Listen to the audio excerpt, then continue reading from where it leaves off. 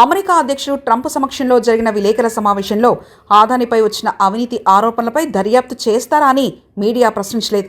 దర్యాప్తు చేస్తారా లేదా అన్న విషయాన్ని ప్రధాని మోదీ తనకు తానుగా వెల్లడించనూ లేదు.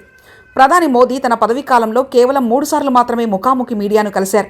మూడోసారి తాజాగా ట్రంప్ సమక్షంలో కొన్ని రోజుల క్రితం మోడీ ముగించుకున్న అమెరికా పర్యటనలో ఈసారి కూడా తన కవచకుండాల సమానుడైన ఆదాని గురించి అడిగిన ఒక్క ప్రశ్నకు కూడా సమాధానం చెప్పకుండా దాటేశారు ప్రధాని మోదీ.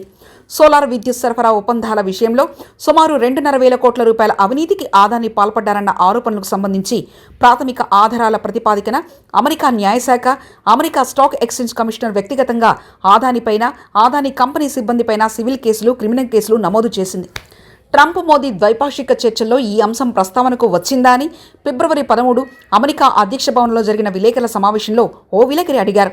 దీనిపై స్పందిస్తూ ఈ విషయం వ్యక్తిగతమైందని చెప్పడానికి ముందు భారతీయులు ఎంత అతిథియులో వివరించేందుకు పూనుకున్నారు ప్రధాని మోదీ.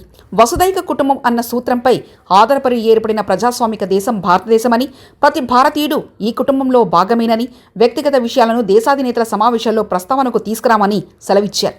మోదీ ప్రముఖ పారిశ్రామికవేత్త, ప్రపంచ కుబేరుల్లో ఒకరైన ఆదానికి అత్యంత ఆప్తుడైన మిత్రుడన్న సంగతి లోకవిదితమే. అయితే అవినీతి ఆరోపణలు వ్యక్తిగతమైనవని ప్రధాని ఎందుకు ప్రకటించారన్నది అర్థం కాని ప్రశ్న. గత 3 నెలల నుంచి ఆదానిపై ఆరోపణలో పార్లమెంటు గగ్గోలెత్తుతుంది. స్టాక్ మార్కెట్లో ఆదాని కంపెనీ విలువలు కూడా దారుణంగా పడిపోయాయి. విదేశీ అవినీతి నియంత్రణ చట్టం కింద జరుగుతున్న విచారణపై అధ్యక్షుడు ట్రంప్ 6 నెలల పాటు నిషేధం విధిస్తూ ఫిబ్రవరి 10న ఆదేశాలు జారీ చేశారు. ఆదానిపై దర్యాప్తు చేస్తారా అని ఏ విలేకరి అడగలేదు. మోదీ కూడా ఆదానిపై వచ్చిన ఆరోపణల విషయంలో తమ ప్రభుత్వ వైఖరి ఏమిటనే దానిపై నోరు మెదపలేదు.